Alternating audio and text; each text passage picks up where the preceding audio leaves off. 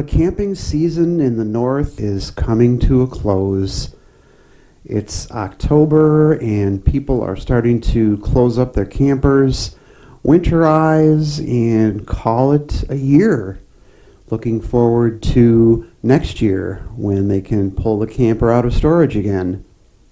However, if you want to do some winter camping, or at least some late season, late fall, early spring camping, you can do it if you have the right materials, the right setup, and the right prep for cold weather camping.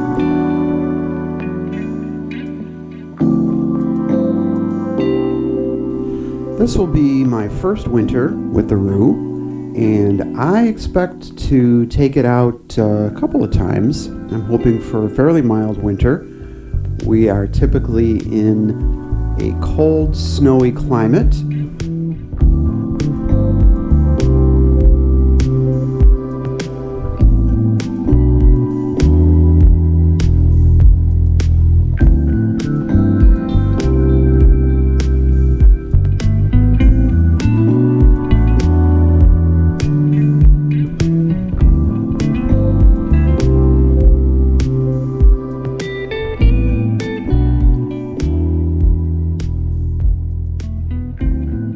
Now we do have some fall camping that we have done and we continue to do. We haven't closed the camper up yet, but the nights are getting chilly with lows getting down into the 30s and 40s, and I've even heard of snow in some of the areas of the Midwest and the Northeast, especially in the Great Lakes area. And the forecast is for chilly, cold weather to be broken up occasionally by a mild day here and there. I did take a peek at the 90-day winter forecast from the National Weather Service. They're calling for slightly above normal temperatures and near normal precipitation. So that means I could get lucky and have an opportunity to take the Roo out. In this video, I plan on showing you how I am prepping my Roo for the cold weather camping. I'm doing several things, and I'll take you through them one at a time. We'll start off with some of the basics that you might not necessarily think of, but the hot water heater. That's something you're going to use more often probably in colder weather than you might in the summertime. I know some people don't bother to take showers in their camper when they're at a campground. They want a longer hot shower, but if you're going to shower in your camper, you're going to want some hot water. The first thing I do is hook up the water supply. When I'm hooked up to city water, I do want to check to make sure that there's no leakage anywhere once I turn the water on. And then I'm going to make sure I run water through the plumbing. I need to turn the hot water on in the kitchen and the bathroom. Let it run until it's a steady flow. That's going to fill up the hot water tank here. And once the hot water tank is full, and it's in my camper, it only holds, it looks like it holds about 5 gallons if it holds that much. I can only get a short shower out of it. But once there's water in it, then I turn that button on the outside. Make sure it's turned on the inside. There's 2 different ways that you can use the hot water heater. You can use propane or electric, and they are both indicated on the control panel, which one you want to use.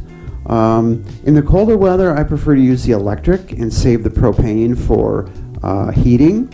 But that all depends on your preference, how much propane you have. My hot water tank is located under the dinette seat, there are valves at the hot water entrance and the cold water entrance to the tank. You need to make sure that those are turned in the on position to make sure that the cold water will go into the tank and that the hot water will come out. Otherwise, it's in the bypass configuration, and that's not good for using your hot water because you don't have any access to the hot water tank. So if you find that you're not able to get any water out of your hot water faucet in the bathroom or the kitchen, it may be that is turned the wrong direction. You want to make sure those valves are open so that water can get into the tank and go through. That hose that runs between the hot and the cold is a bypass valve. When you shut those valves off, then the water will bypass the hot water tank, and so you'll always have cold water coming out of your hot water valves. Now let's move on to the furnace. You want to keep warm. Now in a hybrid camper, the best way to keep warm is to keep turtled up. It means keep the beds up, but if you're camping with more than just one other person, you're going to need to keep the beds down. I've got a solution for that later on in the video. From the outside, here's the Suburban furnace. It's on right now. On the inside, the furnace is located in my room under the other dinette bench, and there is a vent on two sides of the bench, and there's also ventilation underneath. So you want to make sure if you're using the furnace to make sure you don't put anything blocking those vents. Don't put shoes or baggage or anything under the table or in front of those vents, because you will have the potential to start a fire. There's the furnace. You want to make sure that there's no leaks if you're using it for the first time. You also want to run it for a little while and burn off some of the oils that could be in there. And again, make sure it's well ventilated. Make sure you have a window open. First time I ran mine, I ended up getting an alarm. Couldn't figure out what it was for. I thought maybe something had caught on fire. It's really just the oils that are burning off for the first time. But periodically you want to check inside and make sure that you'll want to make sure that all that ducting looks solid and there's no tears or holes and nothing has come loose from the vents or the furnace itself. What I alluded to earlier, if you need to use your bunks in colder weather, then you're probably going to want to have them insulated. They come with zippered windows, and those windows have a screen on one side, so they're a little thinner material-wise than the rest of the canvas in the bunk.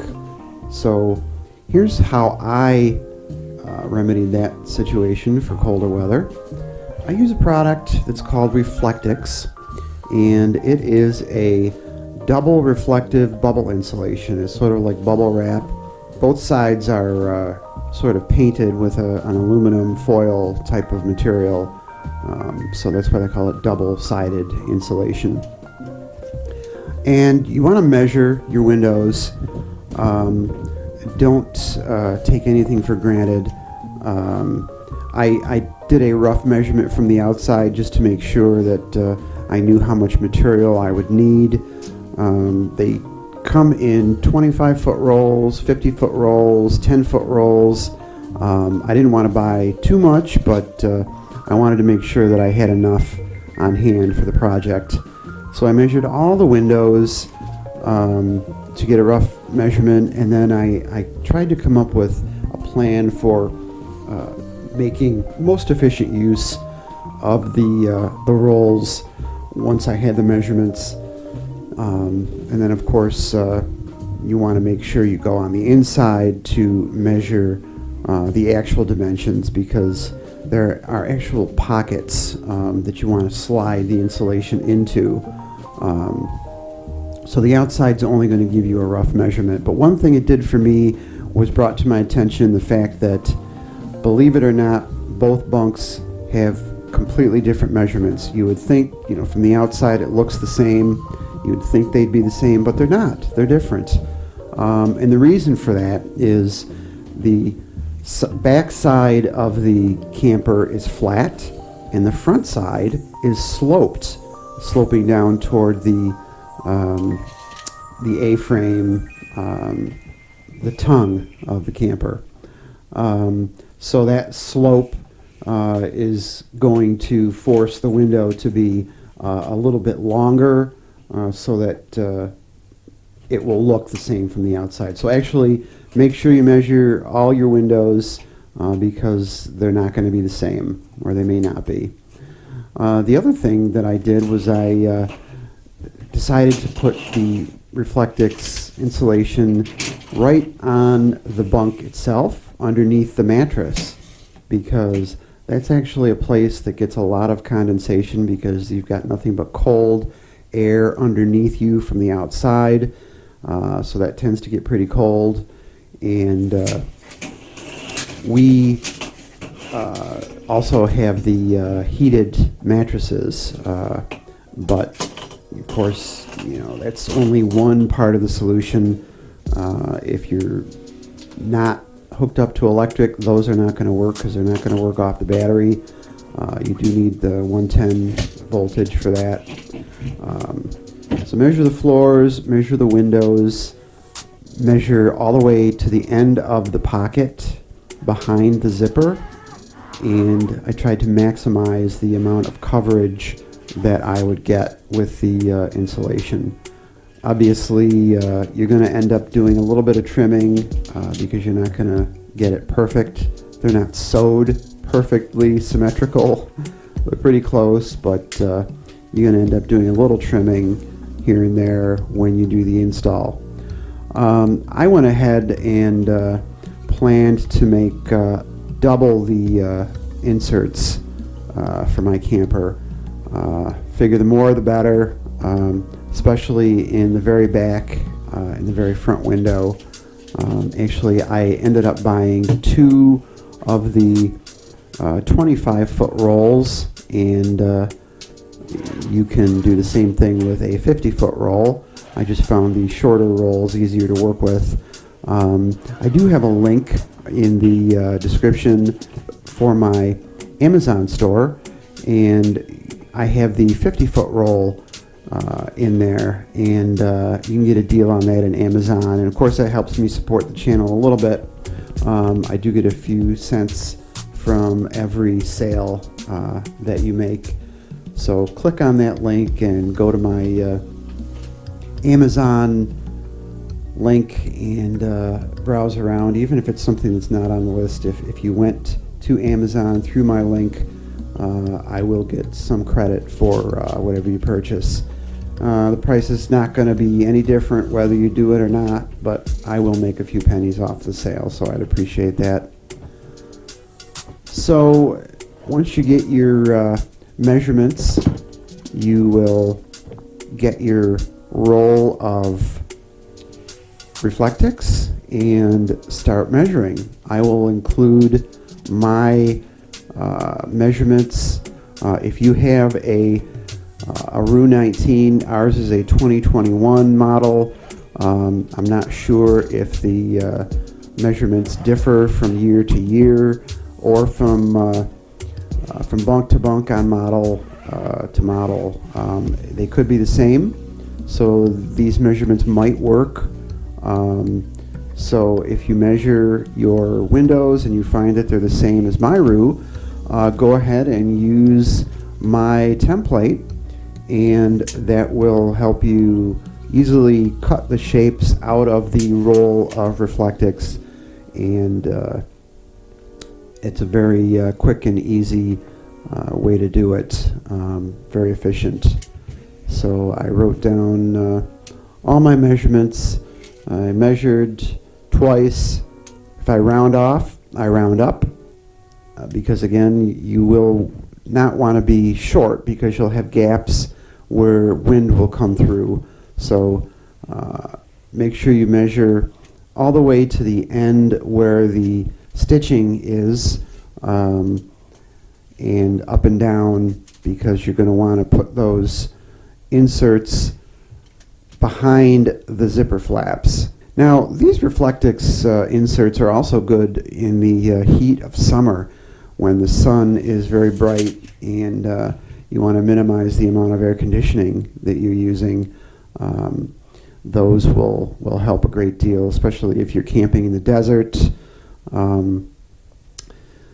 It's a good thing. Good thing to have in the cold of winter and the heat of summer.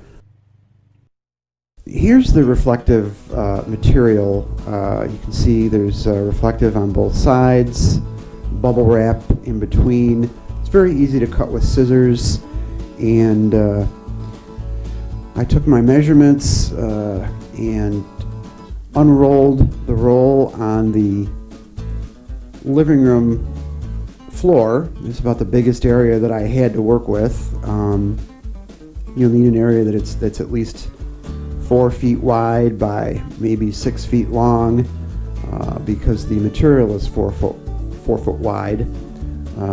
If you have a long straight edge that's 4 feet, that'd be great. A metal straight edge works great, but I didn't have that. I didn't even have a yardstick around available, so I just improvised and used a long piece of straight cardboard.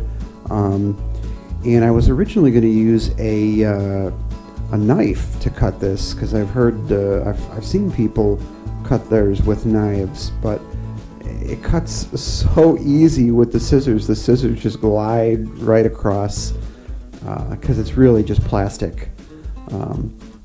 So it was easy to measure and mark with a Sharpie, and I would double check the measurements, and I just went ahead and cut them all out.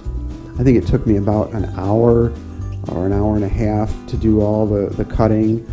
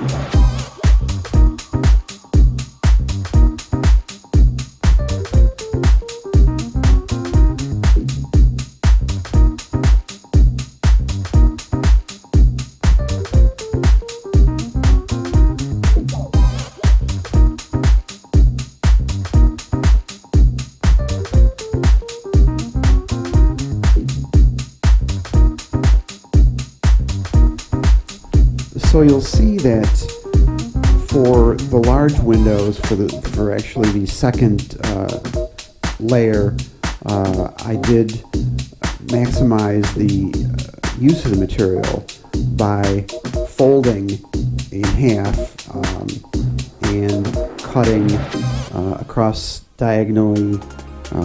One of them you're going to have to tape together in the middle. Just use regular duct tape. Then I trim all the corners because you're going to want to be able to slide those in nicely. You don't want them getting caught on a zipper or anything. And then I rolled them up and labeled them with the marker for which window, whether it was the front or the back bunk, and where in the camper they went. And I rolled them up and closed them up with a rubber band and carried them out to the camper.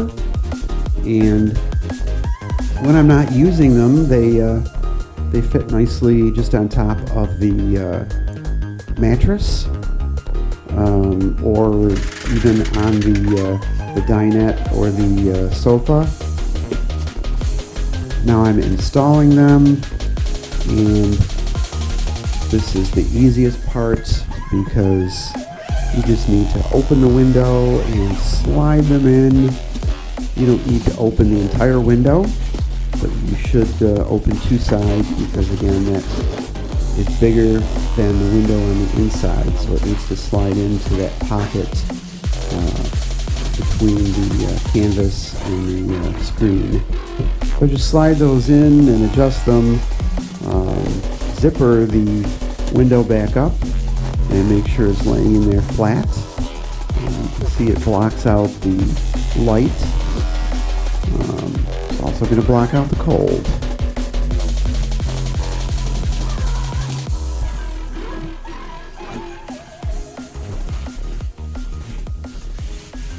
Same thing with the rear.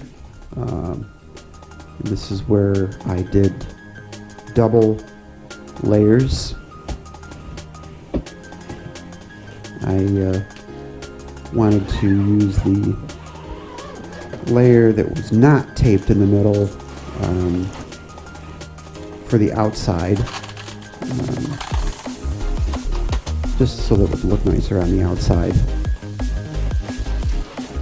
And put the duct taped insert for the inside because no one will see that.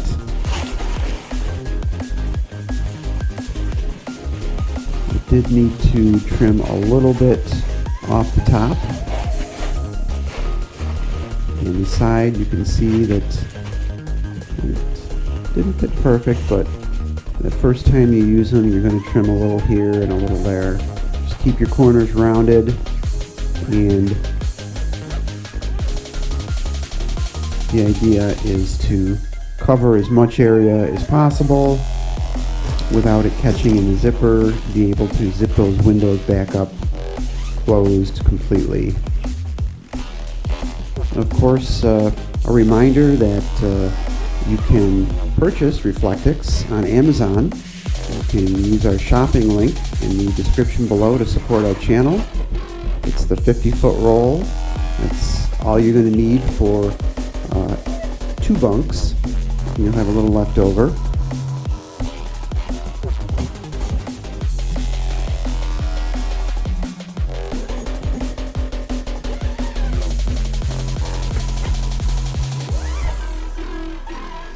And you'll see from the outside that it looks quite nice. I've gotten a lot of compliments on how it looks from the outside. People are curious.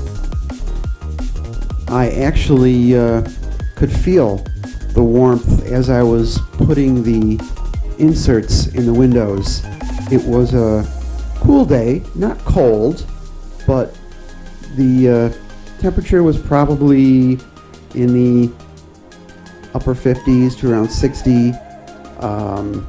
And of course, with the windows open, there was a slight breeze, so it was a little on the cool side. And I noticed that once I had the insulation in the windows zipped up, man, it just my body heat was reflecting off of the windows, and it was a big, big difference.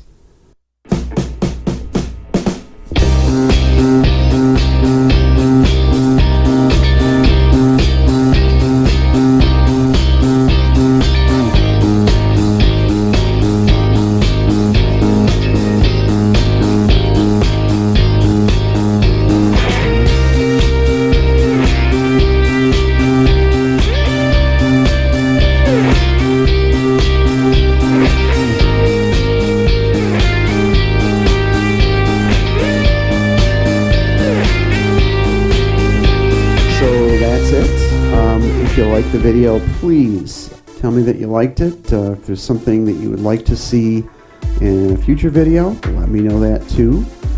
Make sure you're subscribed.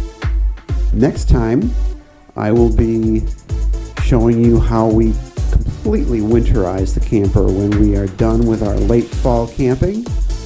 So stay tuned. You'll also get to see some of our late fall camping adventures here on RooVentures. We'll see you next time.